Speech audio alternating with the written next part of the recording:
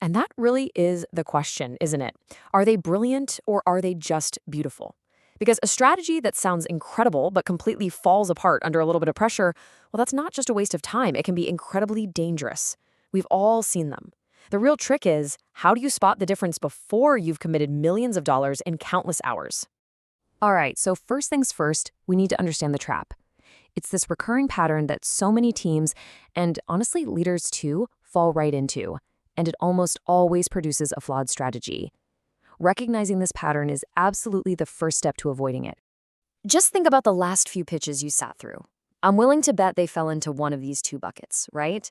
Either they were so dense with data, just slide after slide of numbers, that you kind of lost the plot. Or they were so captivating, such a great story, that you almost forgot to ask if any of it was actually true. And this slide just nails the two extremes.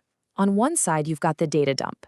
This is that classic, analysis from a junior team member. It's all facts, it's all accurate, but there's no story, no so what. And on the other side, you've got the dangerous seduction. This is that super charismatic pitch built on a huge vision, but the second you poke it with a sharp question, the whole thing just collapses. Both of them are total dead ends. So, how do we get out of this trap? Well, it's by applying a really simple, super elegant filter to every single strategic proposal you see. It's called the two-part test, and I'm telling you, it's going to change the way you evaluate ideas forever. So, here's the core idea, the big shift in thinking. Stop seeing strategy as just a plan. Start seeing it as a well-reasoned argument. And what does any solid argument need to succeed?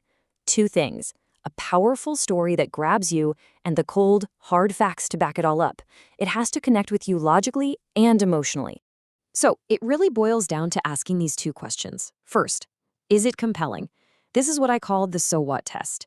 Does the story make me want to jump out of my chair and do something? Is the problem we're solving big enough to even matter? And second, is it factual? This is the prove it test. Can you walk me through the data, the analysis, the evidence that supports every single claim you're making? Now, this is where it gets really powerful. When you take compelling on one axis and factual on the other, this awesome matrix just appears. You can use it to instantly categorize pretty much any strategy proposal into one of four buckets. And here it is, bottom left, low on both counts, you've got the wasted effort. I mean, that should never even see the light of day. Move to the right, high on facts, low on story. And there's our old friend, the data dump. Up top, high on story, low on facts. That's the dangerous seduction. But then, right there in that top right corner, that's the nugget of gold we are all searching for, the winning strategy. It's super compelling and it's super factual. That's the goal. Let's make this real with a quick story. Picture this. A VP is presenting a massive plan to enter the Chinese market. The pitch is just incredible. It's inspiring, the slides are gorgeous, there are videos of futuristic cities, and it all tells this amazing story of 1 billion new customers just waiting for us. The CEO is totally hooked. It is the perfect example of a highly compelling pitch. But there's one person in the room, a junior analyst, and something just feels off. The numbers seem a little too good to be true, so they start digging. And they find that the entire multi-million-dollar proposal rests on one single piece of market research, a report that was commissioned by a vendor who stood to make a fortune from the expansion. The story was amazing, but the analyst just couldn't stop asking that second question. Yeah, but is it factual? So the analyst speaks up. The CEO, who's a little annoyed at first, agrees to a quick, independent analysis. And the results? They were staggering. The actual addressable market was 90% smaller than what was in the pitch. The dangerous seduction was exposed, and it saved the company from a colossal mistake, all because one person dared to apply the prove-it test.